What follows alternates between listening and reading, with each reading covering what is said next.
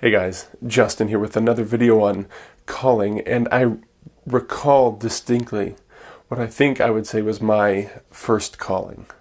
And initially it was vague. We had just come back from a short-term mission trip, and I was walking from the church to the car with my dad, and I turned to him and I said, "Dad, I'm not sure what this means, but I think God wants me in ministry." Fast forward several years, that was high school, I'm now in college, and I began to wrestle seriously with what that call would look like in my life. I had been, I think, convinced for years that I had a future in science. I love studying science and biology in particular, and yet I felt this call and this struggle and this pull within me to say, that's not it. That's not what God has planned for me. It's good. It's great.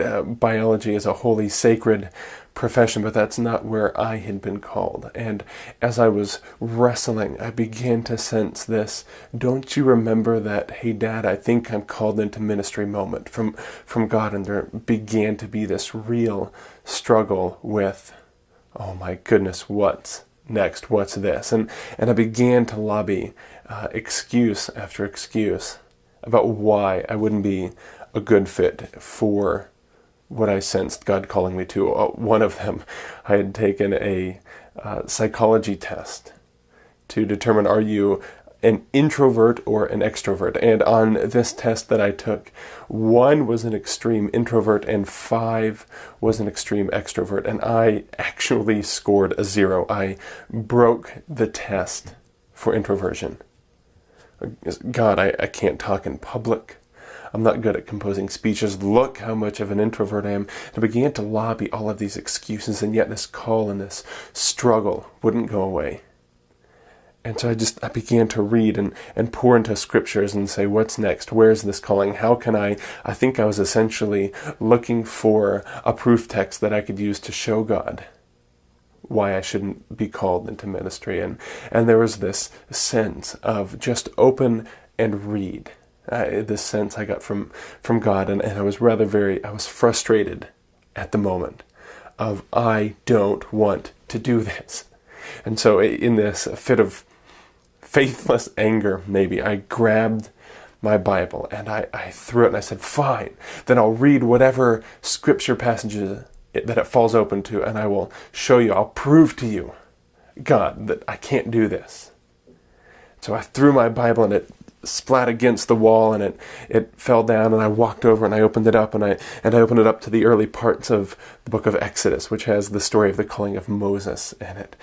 And Moses says, look at all of the things I can't do. I can't speak well. I don't write good, compelling speeches or arguments. I don't speak well in public. And every excuse that I had just lobbied to God was the exact same set of excuses that Moses had.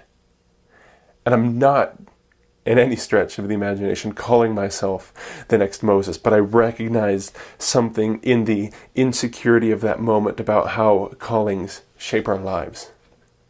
Moses' calling was one where in his insecurities he would have to embrace who he was and allow God to power through him. And in that moment I had to be willing to make the same decision. Can I, in the midst and in spite of my limitations, my failures, my insecurities, my worries, and my fears, can I trust God and follow through? And that ultimately has been what I have become to believe is the difference between a job and a calling. A job is something that I can do in my own power, and a calling is something that I can't do without the help and the grace of God.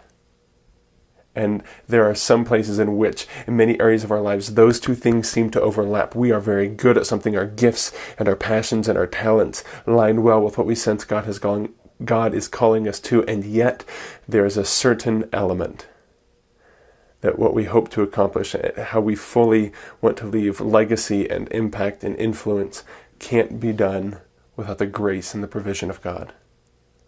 Calling is so much more than what we do on a day in, day out basis, though it has its roots embedded there.